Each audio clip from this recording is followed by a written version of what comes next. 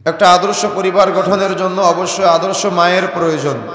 যে পরিবারে আদর্শ মা নাই, ওই পরিবার কখনো আদর্শিত হতে পারে না। এজন্য বিবাহের সময়তেই রাসূলুল্লাহ সাল্লাল্লাহু আলাইহি ওয়াসাল্লাম যতগুলো বিষয়ে গুরুত্ব দিয়েছেন, তার মধ্যে অন্যতম গুরুত্বপূর্ণ একটা বিষয়, সেটা হলো নারীটা দিনদার কিনা, অর্থাৎ যে মেয়েটাকে আপনি বিবাহ করবেন সেই মেয়েটা পরহেজগার কিনা। কেন গুরুত্ব দিয়েছেন? যদি পরহেজগার মেয়ে বিবাহ না করেন তাহলে আপনার সন্তানগুলো আদর্শিত হবে না পরবর্তীতে। এই জন্য অবশ্যই আদর্শ মায়ের প্রয়োজন, আর আদর্শ মা আপনাকে অবশ্যই বিবাহের আগে বাছাই করতে হবে। আর এজন্য মেয়ের বাবা যারা আছেন, আপনাদের যতগুলি দায়িত্ব আছে তার মধ্যে অন্যতম একটা দায়িত্ব হলো আপনার মেয়েকে যখন বিবাহ দিবেন, বিবাহ দেওয়ার আগেই আপনার মেয়েকে আদর্শ হিসেবে গড়ে তারপরে আপনার মেয়েকে তার জামাইয়ের হাতে তুলে দেওয়া। যদি আপনি দায়িত্ব অবহেলা করেন তো আপনার মেয়েকে আপনি বিবাহ দিবেন ঠিক আছে, কিন্তু যে ছেলের কাছে আপনার মেয়েটা যাবে তার পরিবারটা তছনছ করে দিবে। কথা বুঝেন না মনে হয়? কথা বুঝতে পেরেছেন? একজন বাবার যতগুলি দায়িত্ব, অর্থাৎ মেয়ের বাবার যতগুলি দায়িত্ব, তার মধ্যে অন্যতম একটা দায়িত্ব হলো আপনার মেয়েকে তার জামাইয়ের জন্য উপযুক্ত করে তার জামাইয়ের বাড়িতে পাঠানো। এটা বাবা হিসেবে আপনার অন্যতম একটা দায়িত্ব। যদি আপনি দায়িত্ব অবহেলা করেন তাহলে অবশ্যই আপনার মেয়েকে যে ছেলের সাথে বিবাহ দিবেন তার পরিবারের প্রকৃত সুখ, শরীয়তের সুখ, ইসলামের যে সুখ, ইসলামের যে তৃপ্তি আছে, ওই তৃপ্তি থেকে সে বঞ্চিত হয়ে যাবে। আমাদের সমাজের অনেকেই বলে বিয়ের আগে ভালো ছিলাম, কিন্তু বিবাহের পরে যন্ত্রণা বাড়িতে নিয়ে এসেছি। এটা সম্পূর্ণ ভুল চিন্তা। যদি আপনি বিবাহের সময় একজন দিনদার, পরহেজগার, তাকওয়াশীল মেয়ে আপনার বাড়িতে নিয়ে আসতে পারতেন, তাহলে আপনার পরিবার যন্ত্রণার হতো না, বরং আপনার পরিবারটা হলো সুখের, আপনার পরিবারটা হলো শান্তির, আর আপনার পরিবারটা হলো তৃপ্তির। সুবহানাল্লাহ। কিন্তু আপনি বিবাহ করার আগেই আপনি দিনদারিতাকে প্রায়োরিটি না দিয়ে আপনি দেখেছেন চেহারার সৌন্দর্য, আপনি দেখেছেন অর্থ সম্পদ, আপনি দেখেছেন বংশ মর্যাদা, বা আপনি দেখেছেন যে মোবাইলে আপনার সাথে প্রেমে লিপ্ত হয়, সে যদি বোরকা পরেও থাকে আপনি তাকে আপনার বাড়িতে নিয়ে আসার চেষ্টা করেন। কিন্তু আমরা তো বারবার বলি, যদি তার মধ্যে দিন থাকতো তাহলে সে কোশ্চিনকালেও আপনার সাথে মোবাইলে প্রেমের আলাপনে জড়াতো না। কিন্তু দুঃখজনক হলো সত্য যে আজকে আমাদের আবেগ আমাদের পুরো পরিবারটাকে তছনছ করে দিচ্ছে। চতুর্দিকে শুধু তালাক আর তালাক, যেদিকে যায় শুধু তালাক। অ্যাডভোকেট ভাইয়ারা যারা আছে বলে কোর্টে যতগুলি মামলা আছে অধিকাংশ প্রায় 60% মামলা হলো তালাকের মামলা। কেন এত তালাক হচ্ছে? কেন পরিবারে সুখ নাই? কেন পরিবারে শান্তি নাই? কেন সন্তানগুলো আদর্শিত হচ্ছে না? কেন সন্তানগুলো মানুষের মতো মানুষ হচ্ছে না? এর যতগুলি কারণ আছে তার অন্যতম একটা কারণ হলো যে স্ত্রী বাছাইয়ে সতর্ক না হওয়া। আপনারা তো ঠিক বলছেন, তো নিজেদেরকেও তো একটু পরিবর্তন হতে হবে। এই সন্তানগুলো আদর্শিত হওয়ার না হওয়ার পিছনে যতগুলি কারণ আছে তার মধ্যে অন্যতম একটা কারণ হলো আদর্শিত বাবা না হওয়া। আরাবিয়ান একজন দিনী ভাই, উনি রাস্তা দিয়ে যাচ্ছেন, ট্রাফিক সিগন্যাল বোঝেন আপনারা? ট্রাফিক সিগন্যাল, তো ট্রাফিক সিগন্যাল জ্বলতেছে, ওনার গাড়ির পিছনে ওনার বাচ্চা আছে, ছেলে আছে, তো উনি রাস্তা দিয়ে যাচ্ছে, যাওয়ার সময় ট্রাফিক সিগন্যাল জ্বলা সত্ত্বেও পাশে ট্রাফিক পুলিশ না থাকার কারণে উনি গাড়ি চালিয়ে চলে যাচ্ছে। তো পিছন দিক থেকে ওনার ছেলে বলতেছে, আব্বু আপনি ট্রাফিক লাইট জ্বলা সত্ত্বেও যে পার হয়ে আসলেন। কথা বুঝেন না মনে হয়? বুঝতে পেরেছেন? তো ছেলে বলতেছে, আব্বু আপনি তো ভুল করেছেন।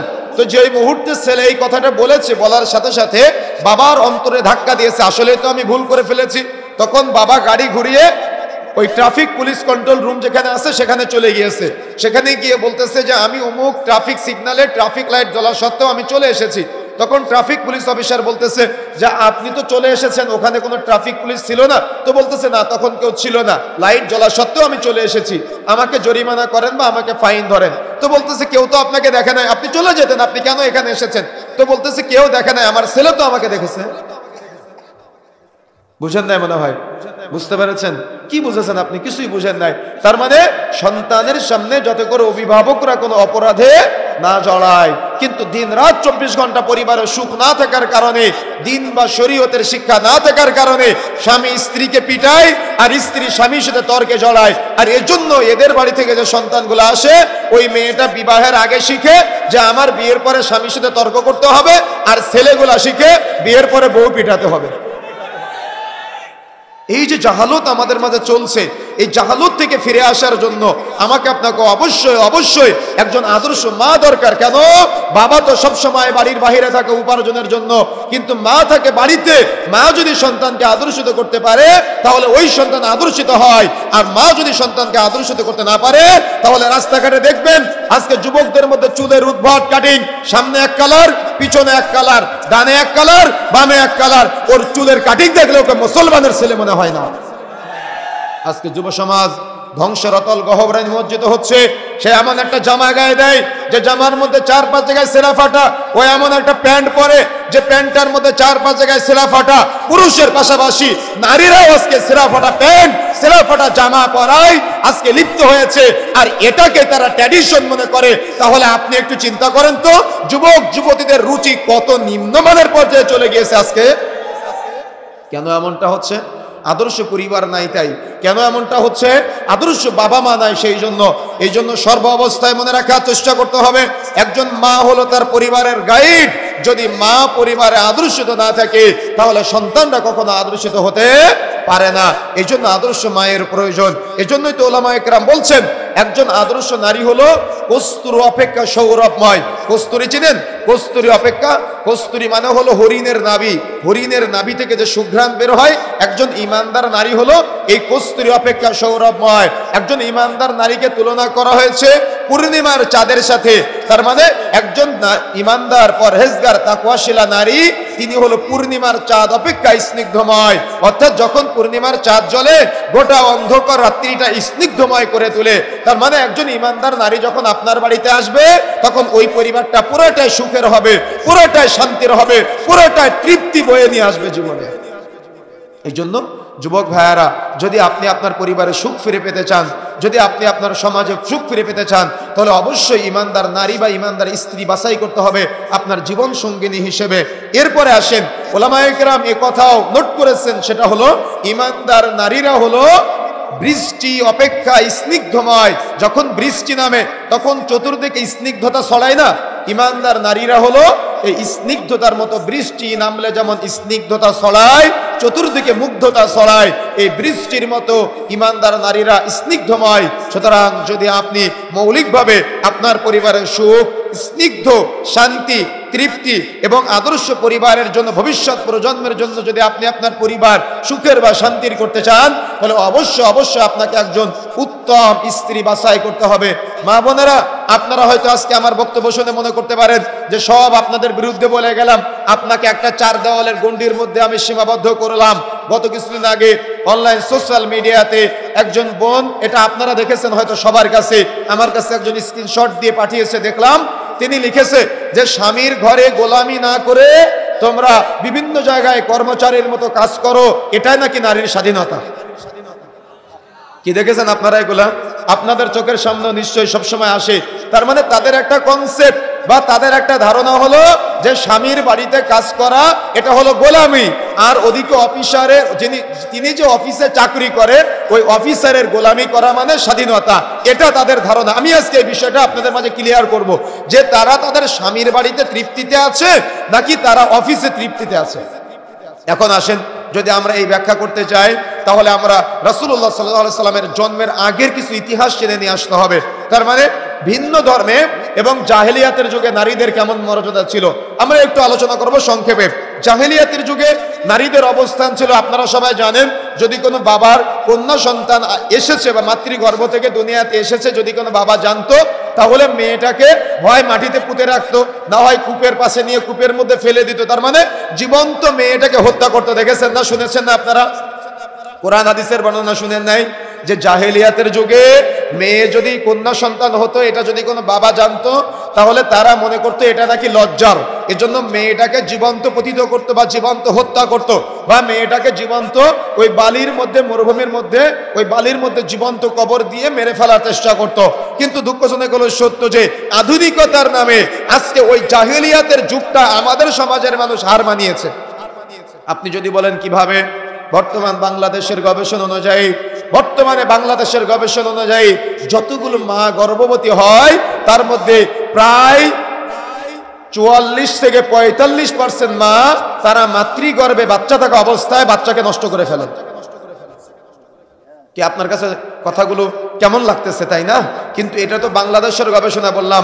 ইউরোপের গবেষণা অনুযায়ী যদি আপনি উইকিপিডিয়া সার্চ করেন, তাহলে প্রতি 65 থেকে 66 জন মা তারা মায়ের পেটের মধ্যে বাচ্চাগুলোকে নষ্ট করে ফেলতেছে। এবং এটার সাথে আরেকটা গবেষণা যুক্ত করা হয়েছে উইকিপিডিয়াতে, বাচ্চা দুনিয়াতে আসার আগেই, অর্থাৎ বাচ্চার শরীরে রূহ আসার আগেই প্রায় বাংলাদেশ সহ আমাদের বিশেষ করে বাংলাদেশ, ভারত এবং পাকিস্তানের প্রায় 55 থেকে 65% মা তারা বাচ্চা মায়ের পেটে রূহ আসার আগে বাচ্চাকে মায়ের পেটের মধ্যে নষ্ট করে ফেলে। কথা বুঝতে পেরেছেন? কথা বুঝেন না মনে হয়।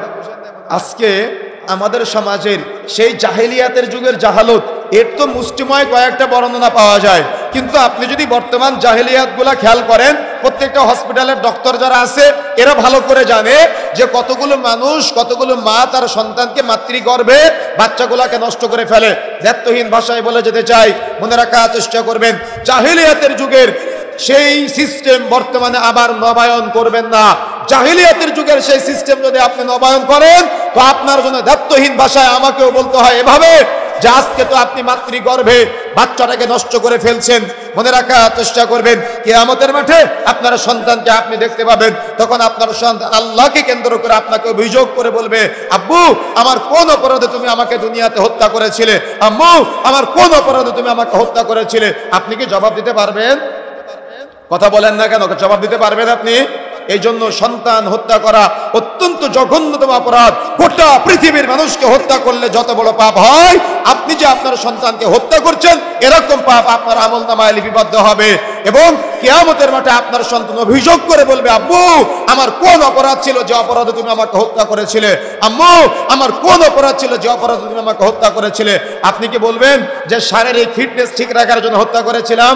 আপনি কি বলবেন যে আমি রিজিকের চিন্তায় তোমাকে হত্যা করেছিলাম? বলতে পারবেন কি? সেই জাহেলিয়াতের যুগ আর আমাদের যুগের যদি আপনি কম্পেয়ার করেন, পার্থক্য করেন, তাহলে তারা বেশি জাহেল না আজকে আমাদের সমাজের নামধারী মুসলমানরা জাহালতের মধ্যে আছে আজকে? আপনি চিন্তা করেন। এরপরে আসেন হিন্দু ধর্মের মধ্যে নারীদের স্বাধীনতা। বোন ভালো করে মনে রাখবেন, ইসলাম আপনাকে কেমন স্বাধীনতা দিয়েছে আমরা একটু পরে আলোচনা করি, কিন্তু হিন্দু ধর্মে নারীদের স্বাধীনতা যদি বলতে চায়, তাহলে কোনো এক সময় এখনো ইন্ডিয়াতে বিভিন্ন জায়গাতে নারীদেরকে জীবন্ত বলি দেওয়া হয়। কোনো এক রাতে, ঘুটঘুটে অন্ধকারের রাতে তাদের পূজা মণ্ডপে পূজা দেওয়ার জন্য একজন নাবালক, অর্থাৎ দেখা যাচ্ছে যে নাবালিকা মেয়েটা আছে যে এখনো সাবালক হয় নাই, এমন একটা মেয়েকে তারা এখনো পর্যন্ত প্রচলিত আছে, ওই ঘুটঘুটে অন্ধকারের রাত্রিতে তারা ওই মেয়েটাকে বলি দিয়ে দেয়। বলি দেওয়া বোঝেন, অর্থাৎ এক কোপে জবেহ করার চেষ্টা করে। এই প্রথার পরে আপনি আসেন হিন্দু ধর্মের মধ্যে। এই হিন্দু ধর্মের মধ্যে এখনো পর্যন্ত কিছু কিছু জায়গায় সতীদাহ প্রথা আছে, এবং ইতিপূর্বে তো বহু ছিল কিন্তু এখন কমে গিয়েছে, তবুও এখনো বিভিন্ন জায়গাতে এই সতীদাহ প্রথা আছে। যখন জ্বলন্ত চিতায় স্বামীকে জ্বালানো হয়, অর্থাৎ স্ত্রীর আগে যদি স্বামী মারা যায়, তাহলে স্বামীকে চিতায় জ্বালানোর সময় ওই জীবন্ত, অর্থাৎ তার স্ত্রীকে ওই জীবন্ত চিতায় জ্বালানো হয়। মনে রাখার চেষ্টা করবেন, হিন্দুদের কাছ থেকে আমদানি করা এমন বহু পদ্ধতি আমাদের মাঝে বর্তমানে আছে। হিন্দুদের মধ্যে এখনো পর্যন্ত স্বামী মারা গেলে স্ত্রীকে দেখতে দেওয়া হয় না, স্ত্রী মারা গেলে স্বামীকে নাজায়েজ প্রমাণ করা হয়। আমাদের সমাজের এক শ্রেণীর কাঠমোল্লা, এক শ্রেণীর হুজুর যারা আছে, এরা স্বামী মারা গেলে স্ত্রীকে দেখতে দেয় না, আর স্ত্রী মারা গেলে স্বামীকে দেখতে দেয় না। অথচ মনে রাখার চেষ্টা করবেন, স্বামী মারা গেলে স্ত্রী স্বামীকে গোসল দিতে পারে, এবং স্ত্রী মারা গেলে স্বামী স্ত্রীকে গোসল দিতে পারে। এমনকি লাজনার ফতোয়া অনুযায়ী একজন আর একজনকে চুম্বন পর্যন্ত করতে পারে। তারপরেও আমাদের সমাজের এক শ্রেণীর হুজুরেরা, এরা স্বামী মারা গেলে স্ত্রীকে দেখতে দেয় না, আর স্ত্রী মারা গেলে স্বামীকে দেখতে দেয় না। এটা পুরাটাই হিন্দুদের থেকে আমদানি করা। কিন্তু আমার আপনার সমাজে এই জাহালত চলতেছে। দায়িত্বহীন ভাষায় বলে যেতে চাই, মনে রাখার চেষ্টা করতে হবে, বোন ইসলাম আপনাকে অবমূল্যায়ন করে নাই। দেখেন বিধর্মীদের মধ্যে, তাদের মধ্যে এই সতীদাহ প্রথার পাশাপাশি হিন্দু ধর্মে এখনো পর্যন্ত নারীদেরকে তার পিতার সম্পত্তি থেকে বঞ্চিত করা হয়। যেদিন বিয়ে শাদী দেওয়া হয়, ওই দিদি ওই মেয়েটার যত যা কিছু দেওয়ার সব বিয়ের দিন একবারে দিয়ে দেয়। বিয়ের দিন একবারে দিয়ে মেয়েটাকে বিদায় করে দেওয়া হয়। বিয়ের পরে না জমি জায়গা পাবে, বিয়ের পরে না বাবার বাড়ি থেকে কোনো কিছু পাবে। এটা হলো হিন্দুদের মধ্যে তাদের সংস্কৃতি। কিন্তু দুঃখজনক হলো সত্য যে আমাদের সমাজের এক শ্রেণীর নামধারী মুসলমানরা আজকে ওই হিন্দুদের কালচার আমদানি করে তারা যেমন বিয়ের দিন যা কিছু আছে, ফাট পালঙ্গ, গাড়ি বাড়ি, জমি জায়গা, কাপড় চোপড় যা কিছু আছে সব বিয়ের দিন দিয়ে দেয়। আর আমাদের সমাজের এক শ্রেণীর কাপুরুষ আছে, এরা বিয়ের সময় ওই তাদের মতো করে যৌতুক এবং পণ নেওয়ার চেষ্টা করে। কথা বুঝতে পেরেছেন? কথা বুঝেন না মনে হয়। তারা যেমন মেয়েটাকে বিবাহের পরে ওই সব সম্পত্তির, অর্থাৎ বিবাহ শেষ, মেয়ে আর বাবার বাড়ি থেকে কোনো কিছু পাবে না। আমাদের সমাজের এক শ্রেণীর জমি চোর ভাই আছে, বোন বিয়ে হয়ে যাওয়ার পরে এরা বোনের আর জমির ভাগ দেয় না। এরা নাকি মুসলমান, এরা নাকি আল্লাহওয়ালা, এরা নাকি তাকওয়াশীল। মনে রাখার চেষ্টা করবেন, হিন্দুয়ানি ওই কালচারের পুনরাবৃত্তি ঘটাবেন না। ইসলাম পুঙ্খানুরূপে ভাগ করে দিতে বলেছে। ইসলামে মোহর বৈধ করা হয়েছে, মোহর হালাল করা হয়েছে, আর এই যৌতুককে হারাম করে দেওয়া হয়েছে। তার মানে ইসলামে এখানে নারীর মর্যাদা থেকে উল্লেখ করা হয়েছে। কিন্তু আজকে আমাদের সমাজের মানুষদেরকে আমরা এটা বুঝাতে পারি না যে এই হিন্দুদের কাছ থেকে আমদানি করা কালচার কিভাবে আজকে আমাদের সমাজে চলতেছে। এগুলো এই জন্য সতর্ক হতে হবে, সাবধান হতে হবে। আরেকটা বিষয়, হিন্দু ধর্মে নারীদেরকে অতীব হীন, অতীব নিচু একটা প্রাণী মনে করা হয়। এমনকি ইন্ডিয়ার কিছু কিছু জায়গায় এখনো পর্যন্ত আমাদের কাছে তথ্য আছে, উইকিপিডিয়া সার্চ দিলে আপনারা দেখতে পাবেন, নারীরা যে মাসের একটা সময় অপবিত্র হয়, এই সময়তে তাদের স্বামীরা তাদের সাথে রাত্রি যাপন করে না। কথা বুঝতে পেরেছেন? এই নারীদের সাথে এমন অবমূল্যায়ন কিন্তু হিন্দু ধর্মে করা হয়। এখন আসেন, বৌদ্ধ ধর্মে নারীদেরকে সকল পাপের জন্য মূল কারণ মনে করা হয়। তার মানে যত পাপ আছে সব পাপগুলার যত অন্যতম কারণ আছে তার অন্যতম কারণ মনে করা হয় নারীকে। আমি সংক্ষেপে শুধুমাত্র বলছি আপনাদের পয়েন্টগুলা। এরপরে আসেন, ইহুদি ধর্মে নারীদেরকে প্রকৃতি অর্থে, অর্থাৎ নারী, সৎ নারী যারা আছে, সৎ নারী যারা আছে, পাপিষ্ঠ পুরুষের চাইতে তাদেরকে হীন বলা হয়। কথা বুঝেন না মনে হয়? যারা সৎ নারী আছে আর পাপিষ্ঠ পুরুষের চাইতে ওই সৎ নারীকে নিম্নমানের বলা হয়। এটা হলো বৌদ্ধ ধর্মে। এবং এ ধর্মে নারীদের সম্পর্কে বলা হয়েছে সতী নারী পাপিষ্ঠ পুরুষের চাইতে অনেক নিম্নমানের বলা হয়েছে। এবং তারা নারীকেও হিন্দু ধর্মের মতো যাবতীয় পাপের মূল মনে করে। এবার আসেন খ্রিস্টান ধর্মে, তারা নারীদেরকে নরকের, জাহান্নামের প্রবেশ দ্বার হিসেবে উল্লেখ করেছে। এরকম ভিন্ন ভিন্ন ধর্মের আরো ভিন্ন ভিন্ন আলোচনা করা যায়, আমি ওদিকে যাচ্ছি না। আমি মূলত এটা বোঝাতে চাচ্ছি আপনাদের যে একটা নারীর ইসলাম কেমন মর্যাদা দিয়েছে। এখন আমরা আসি, এটা তো অমুসলিমদের অবমূল্যায়ন, নারীদেরকে আমরা সংক্ষিপ্ত আলোচনা করলাম। আপনি শুনলে আশ্চর্য হবেন, গুজরাটের কিছু কিছু জায়গায় যদি একজন নারী মাসিকের মাধ্যমে অপবিত্র থাকে তাহলে তাদেরকে গরুর সাথে গোয়াল ঘরে রাখা হয়। আপনারা এগুলা অনলাইন সোশ্যাল মিডিয়ার মাধ্যমে উইকিপিডিয়া সার্চ করলে আপনারা বিস্তারিত দেখতে পাবেন। এবং আমাদের ইন্ডিয়া সফরের মাধ্যমে আমরা অনেক কিছু জানার চেষ্টা করেছি। সুতরাং প্রিয় বন্ধুরা, আমার যে কথা বলতে চাচ্ছিলাম, এভাবে কিন্তু বিভিন্ন ভিন্ন ভিন্ন ধর্মে নারীদেরকে অনেকভাবে অবমূল্যায়ন করা হয় এবং তাদেরকে বিভিন্নভাবে ব্যবহারের সামগ্রী বানানো হয়। কিন্তু আমাদের মা বোনরা প্রকৃত ইমানদার, প্রকৃত তাকওয়াশীলা থেকে আস্তে আস্তে এমনভাবে ওই তাদের কালচারগুলো গ্রহণ করতেছে যেন মুসলমানরা বা ইসলাম নারীদেরকে অবমূল্যায়ন করেছে। কিন্তু ইসলাম কি বলেছে জানেন? রাসূলুল্লাহ সাল্লাল্লাহু আলাইহি ওয়াসাল্লাম বলছেন, আদ-দুনিয়া কুল্লুহা মাতা, গোটা পৃথিবীটা হলো সম্পদ। ওয়া খায়রু মাতাঈদ দুনিয়া, তার মধ্যে শ্রেষ্ঠ সম্পদ হলো আল মারআতু আস-সালিহা, সতী এবং সাধু স্ত্রী। কি ইসলাম নারীকে অবমূল্যায়ন করেছে? ইসলাম নারীকে অবমূল্যায়ন করেছে? ইসলাম নারীকে অবমূল্যায়ন করে নাই। যেই বিবাহ হয়ে যায় মেয়েটার, অবশ্যই বিবাহের পরে, বাবা মারা যাওয়ার পরে সম্পদের ভাগ থেকে অবশ্যই বোন সম্পদের ভাগ পাবে। বাবা যদি কখনো তার মেয়েকে ওই মাঠের নিচু জায়গায় আর ছেলেকে একেবারে রাস্তার ধারের জায়গা দিয়ে যায়, তাহলে ইসলাম বলেছে বাবাকে অবশ্যই কিয়ামতের মাঠে জবাব দেওয়া লাগবে। ইসলাম কখনো নারীকে অবমূল্যায়ন করে নাই। ইসলাম বরং নারীর সৌন্দর্য, নারীর মর্যাদা, নারীর গুরুত্ব বৃদ্ধি করেছে। কিন্তু আমাদের মা বোনেরা বুঝে নাই, যার কারণে আমাদের মা বোনেরা মনে করেছে ইসলামে নারীদেরকে পর্দার গণ্ডির মধ্যে আবদ্ধ করেছে। কিন্তু না, আমি এখন বিস্তারিত আলোচনার মধ্যে যাব। ইসলাম কি নারীদের পর্দার গণ্ডিতে আবদ্ধ করেছে, নাকি নারীদের মূল্যায়ন করেছে, নাকি নারীদের মর্যাদা বাড়িয়েছে? আপনি একটু বিবেচনা করবেন, তাহলে বুঝতে পারবেন। নারী স্বাধীনতা বনাম যৌন স্বাধীনতা যদি আমরা প্রথম পয়েন্টে আলোচনা করি, আমাদের নারীরা স্বাধীন হতে চায়। কিভাবে স্বাধীন হতে চায়? তারা মনে করে আমরা বাড়ির বাইরে বের হলাম মানে আমরা স্বাধীন, আমরা গার্মেন্টসে কাজ করলাম মানে আমরা স্বাধীন, আমরা কোনো একটা অফিসে চাকরি করলাম মানে আমরা স্বাধীন। কিন্তু ইসলাম কিভাবে স্বাধীন বলেছে? ইসলাম একটা স্বামীকে কেন্দ্র করে বলেছে, একজন স্বামীর জন্য গোটা পৃথিবীর শ্রেষ্ঠ সম্পদ হলো তার সতী এবং সাধবী স্ত্রী। যদি স্বামী মূল্যায়ন করতে না পারে তাহলে অপরাধী হলো স্বামী, কিন্তু ইসলাম আপনাকে অবমূল্যায়ন করে নাই। কথা বুঝতে পেরেছেন? যুবক ভাইয়েরা, আপনি আপনার স্ত্রীর সম্মান, আপনি আপনার স্ত্রীর ইজ্জত, আপনি আপনার স্ত্রীর গায়রত, আপনি আপনার স্ত্রীর মর্যাদা বুঝেন না বিধায় আপনি আপনার স্ত্রীকে দিয়ে মাঠে কাজ করান। যুবক ভাইয়েরা, আপনি আপনার স্ত্রীর ইজ্জত, সম্মান, মর্যাদা বুঝেন না বিধায় আপনি আপনার স্ত্রীকে অমুক একটা শপিং মলের দরজার দ্বার রক্ষী বানিয়েছেন। তার মানে ওই শপিং মলে যত মানুষ ঢুকে সবার দরজা আপনার স্ত্রীটা বা আপনার মেয়েটা খুলে দেয়, আর চলে গেলে আবার দরজা লাগায় দেয়। মোবাইল কোম্পানিগুলোতে মোবাইল আপনি কিনতে যাবেন বা বড় বড় শোরুম গুলাতে যাবেন, সেখানে মেয়েরা একটা সাইনবোর্ড হিসেবে দাঁড়িয়ে থাকে। কেন মেয়েরা সাইনবোর্ড? ওই মেয়েকে দেখে আকৃষ্ট হয়ে ক্রেতারা দোকানে আসবে, তার সাথে গল্প গুজব করবে, কথাবার্তা বলবে, এটা তাদের একটা চিন্তাধারা। এভাবেই তারা নারীদের কাজকে ইউজ করতেছে, নারীদের চেহারার সৌন্দর্য বিক্রয় করতেছে, সৌন্দর্য বিক্রয় করে তাদের দোকানকে আকৃষ্ট করার চেষ্টা করে। কিন্তু আমাদের মা বোনেরা এটা বুঝে না। আমাদের মা বোনেরা স্বামীর বাড়িতে ঘর ঝাড়ু দিতে, ঘর মুছতে লজ্জা